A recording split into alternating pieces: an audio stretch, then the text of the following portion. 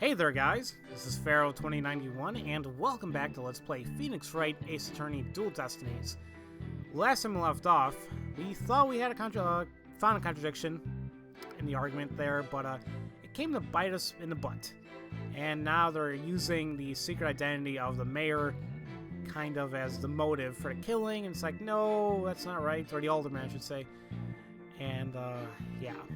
Now they're saying that he was the one getting blackmailed when we know the truth, that really wasn't him. So, he has a news statement here saying that the Mayor Tenma was killed after playing the Feathers and Tracks. However, looking at the crime photo, there's already bloody tracks there. So how can that be possible? Objection!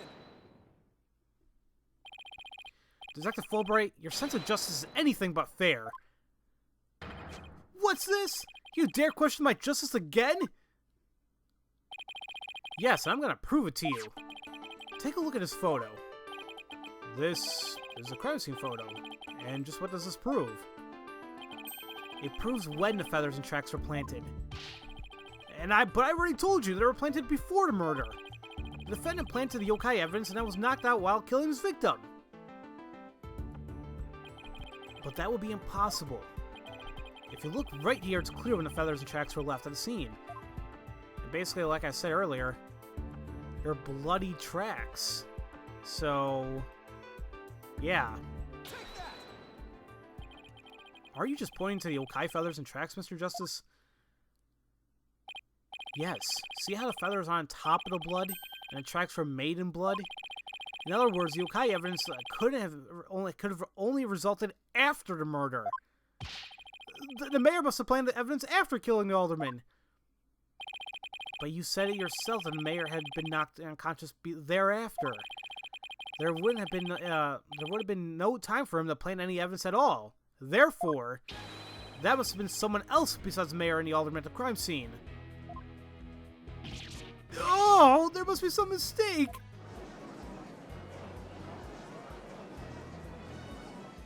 No mistake being made. Order! Order! Where's your evidence? You can't possibly have any, can you? Evidence? Oh, I have evidence. In fact, I have an eyewitness's testimony for you. You do? But how? Oh, look at him. Was my vaunted sense of justice really just half-baked? He's taking this really hard. Mr. Justice, what is this testimony regarding a third party you claim to have? I have it right here, Your Honor. This is sworn testimony of Mr. Tenma's daughter. The witness, Jinxie Tenma, saw a yokai in a hallway after stumbling upon the scene.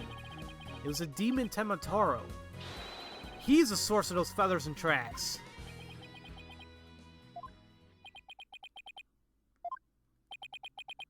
Is he... Okay, hold on here. Everyone's just saying, like, what? Will somebody please say something?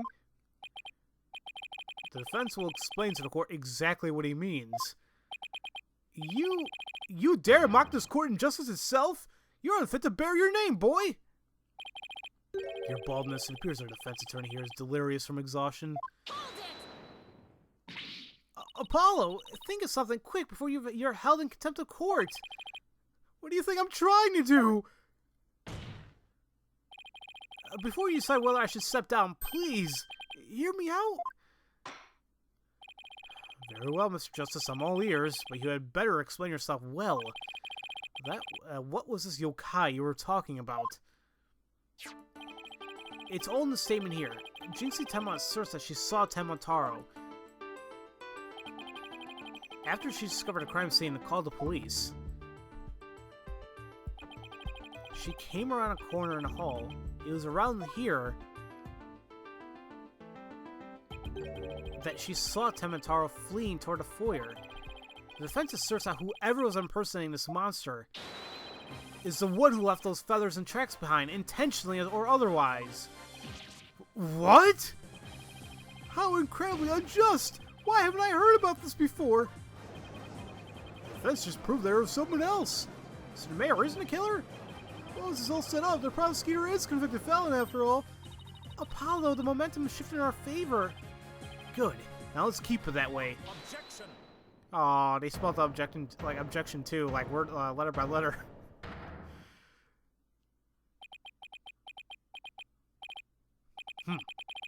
Little do you realize that though you are in the midst of a fray, your sword is broken. My sword? I didn't know I had one to break. Are you implying that there's a problem with my claim? Consider this. If that yokai impersonator had indeed fled toward the foyer, that fool and that fop would have seen him. Fool and fop? Oh, you mean Filch and LaBelle? Well, now you mention it. Both Phineas Filch and Florent LaBelle were in the foyer at that time. But they haven't stated that they saw yokai, have they? Did you ever consider that yokai was but a figment of a scared little girl's imagination? Ugh! Why didn't those two seated Temataro impersonator pass by? Why don't we ask them ourselves? I was just about to say that myself. No, really, I was. The defense will like to call Mr. Phineas Filch, caretaker of QB Manor, to the stand. I just know he must be, he must have seen something. I suppose we can't ignore the fact that the little girl believes she saw a monster. I trust you have no objections to Mr. Justice's request, Prosecutor Blackquill? I understand Mr. Filch is enjoying a nap out in the lobby. I knew that Tanuki was a rare find. But when we captured him, I didn't think he'd end up a witness. Do with him as you will. Did he just say captured?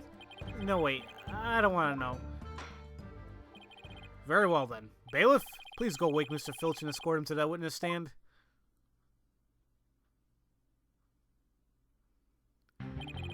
Will the witness state his name and occupation, please? Well, the name is Filch. Phineas Filch, caretaker of QB Manor. Oh, and, well, this is for you, your lordship. A little something I thought you might like. Oh my, what a fabulous pair of shoes. And your honor will do just fine, Mr. Filch. Ah, it's those shoes again. Don't they belong to Detective Fulbright? Don't tell me Filch stole them again. They're all yours, your honor, sir.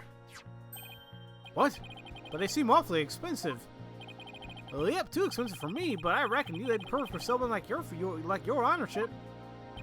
It's a kind gesture, but legal ethics dictate I can't accept such gifts.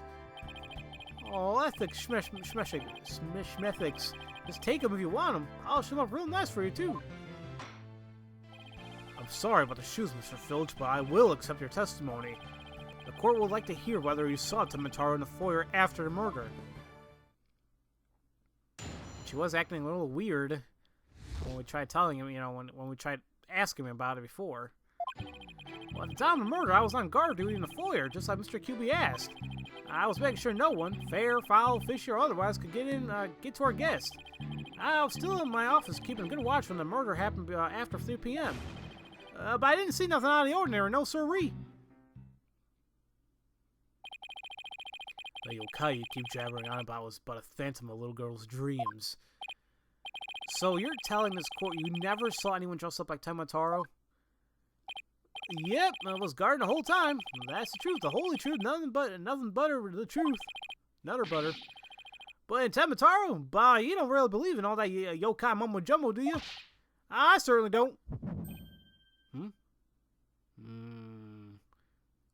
He's lying. My bracelet. It's... Oh yeah, I have to go. Something the matter, Apollo? My bracelet keeps squeezing my arm. Really?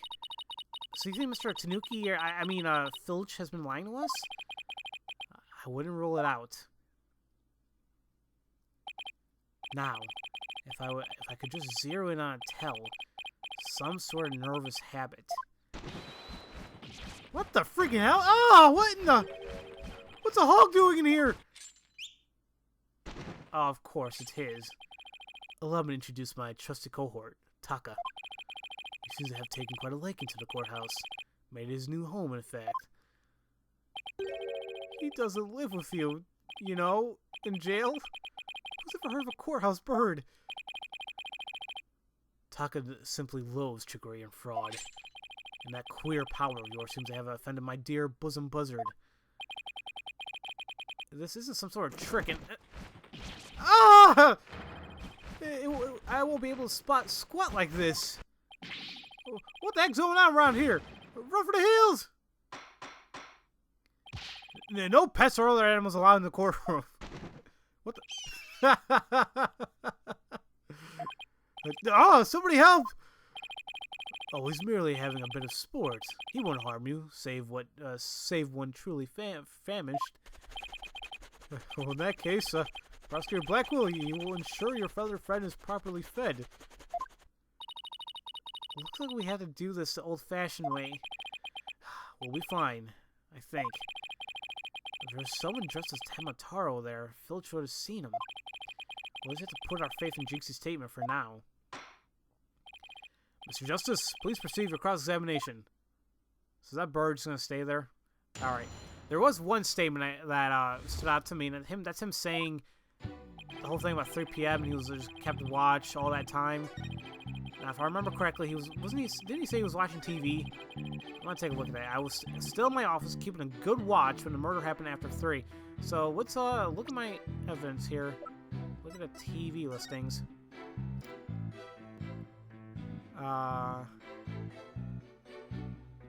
See, the thing, it came on at 3. So it says he watched all of it. So we can assume the show's like, 30 minutes or something like that. So I think it's safe to say that he wasn't watching it. Or he wasn't watching, he wasn't keeping a good watch over everything because he was too busy watching TV. Objection! Don't lie to the court like that, Mr. Filch. Hey, it ain't right to bushwhack a fellow like that. Unfortunately for you, I have evidence that proves you're lying. If you look at his TV listing here, you'll see that at the time of the crime, there was a pro wrestling match scheduled. Something you'd never miss. Ugh! I didn't watch that one, no siree. I was doing my job just like I was supposed to. Oh god, miss his theme music. This guy doesn't know when to give up. Mr. Filch, someone even circled the match. It was you, right? Yipes! Not only that, you even told me you watched it. You said, and I quote, "It was a complete disaster." Ugh! So, do you admit to slacking off? You can't trick me with your Rudy Poo lawyer talk. I'm one of them professional types too. I can do double duty watching TV and a 4 at the same time. The only thing Filch can claim to be a professional of is a professional thief. Mr. Justice, you would have this court believe that witness was slacking off? That's correct. He claims to have been watching TV and the foyer at the same time, but that's nothing but a bald-faced lie. Bald, you say? But I'm not the one who's lying. Perhaps you meant the witness, Mr. Justice? In that case, let's see what evidence you can offer. You claim Mr. Filch is lying about watching TV and a foyer simultaneously. Now prove it. You want me to prove it, huh? Let's see. Well, hold on a minute here, guys. I'm gonna see this.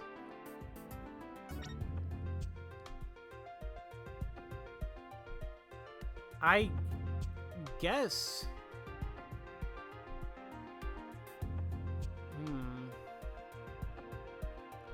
I guess it would be the diagram, because I mean, look how the TV's positioned, you know.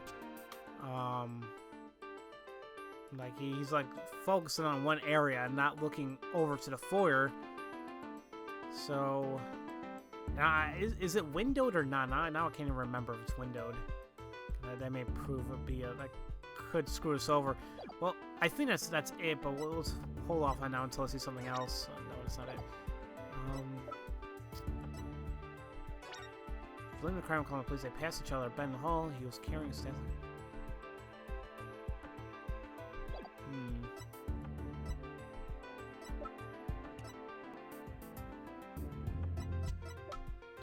are we trying to say here, like, you know, because of the time of the show and when the murder actually happened? That could be it as well, but I think it's actually just the diagram of the foyer. Oop. How do I...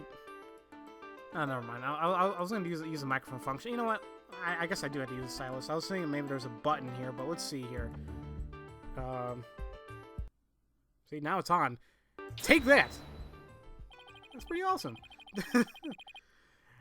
Please take a look at the direction the TV is facing in this diagram. Now, unless Mr. Filch has eyes where his right ear should be, I think it would be impossible to watch the foyer entrance and TV at the same time. Why, yes, somebody watching TV there couldn't possibly see the entrance. Exactly. And that means, Mr. Filch, you were slacking off and were not watching the foyer as you claim. Yipes! The bag's out of the cat! I mean, the other way around. Alright. That was going to be a little more complicated than that. Because once again, I was overthinking it, because it's like, wait a minute, the camera's pointed toward a foyer, and maybe he has another TV to watch the camera as he's watching TV. I don't know. But at least that's what I was thinking at the moment. Order! Order! Order! But Mr. Justice, is Mr. Filch's less than stellar work ethic relevant to this case? It's very relevant, because while he was slacking off watching TV, there really couldn't have been a Temataro impersonator in the foyer. Objection. What now? Granted, this Tanuki was lax in his duties, but he still had the foyer entrance covered. What are you talking about? Yeah, I think what I mentioned earlier is going to bite me in the butt right here. This. I'm not a mind reader. Ah! Auditory sense. His eyes may have been slacking off, but his ears are still hard at work. Right, Tanuki? Well, they were. I mean, yes. Yes, they were.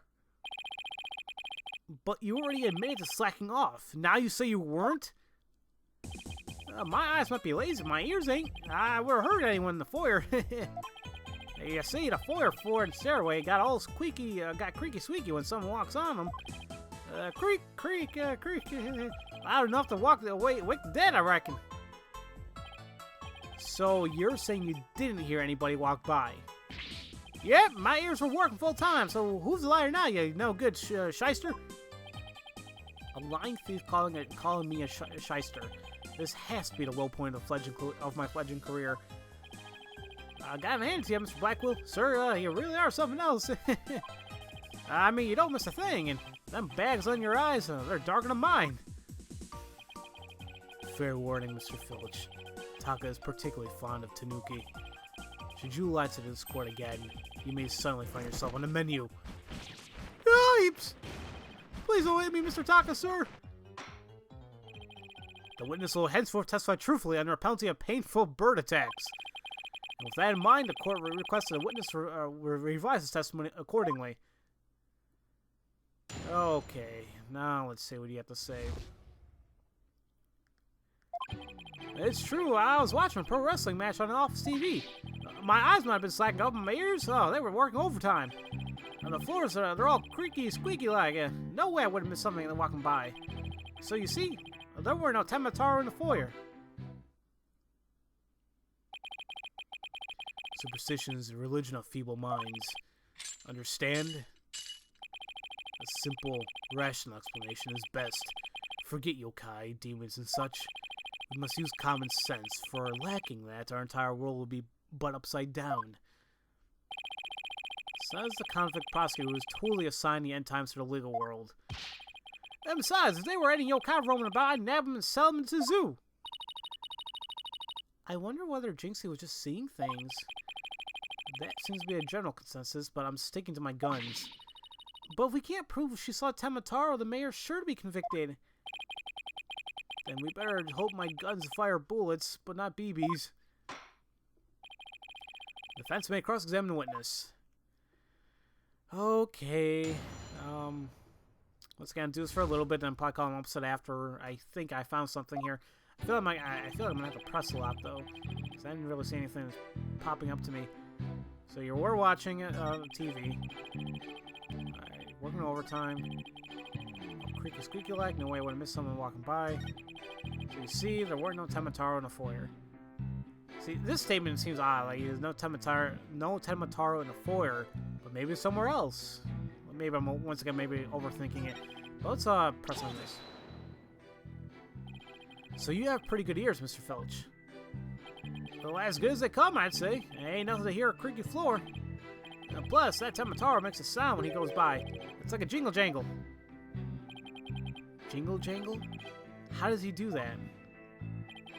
Well, it's that staff of his. Oh, that's what jingle jangles. What's he talking about, Apollo?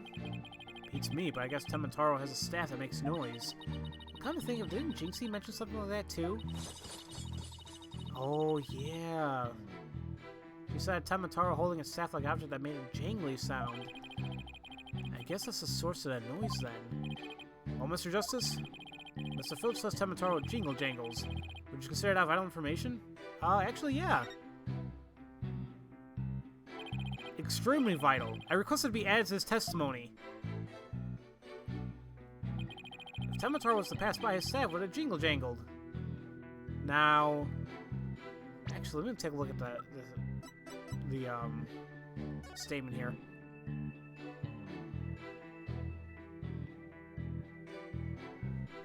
No one else in the hall. What about the depiction of him?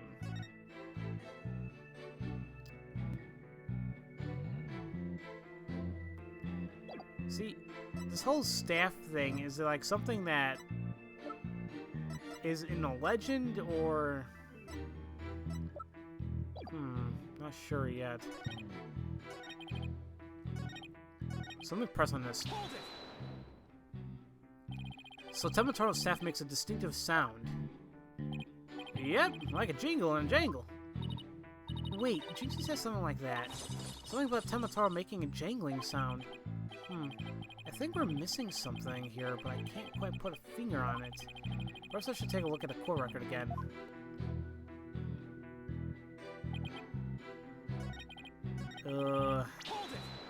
Hold on real quick. Please tell the court, what did Jinxie see of not Temataro? She's always going on about seeing this yokai on that. Or just an active imagination, I reckon. She won't even come near me because she thinks I'm some sort of tanuki monster. Can't say I blame her. So, Mr. Filch, you chalk it up to a child's active imagination? Yep, no Temataro or anything else got in or out of QB Mansion on my watch. Apollo, what could this mean? Do you think Jinxie was just seeing things? Well, if that's the case, the details she provided were very impressive. If we're to continue believing Jinxie's statement, will that uncover Filch's lie? Right. Or find out why he can't tell the truth. Find out why he can't tell the truth. Oops! Man, I kind of scared me. I pressed the wrong button there. Okay, so it's definitely this statement. The thing is, there's a couple pieces of evidence I'm unsure of, because they're saying that a sole document showing what Temataro looks like, it seems those who are foolishly choosing to depict a demon are cursed. Now, I don't know if he's afraid to talk about him or anything because of that, or I should present the testimony here, statement, because she clearly says that he was carrying a staff-like implement that jingled. So, if you really did see it and we saw the staff, then maybe he should have heard that jingle jangle. This might be the piece of evidence I need, but once again, I think I'm just overthinking this, but I think this might be right. Anyway, in any case, guys, we'll go ahead and do that in the next episode, and we'll see what else is going to be in store for us. So, as usual, thank you all for watching, and I'll see you guys next time for Let's Play Phoenix Wright Ace Attorney Dual Destinies. I'll see you guys later.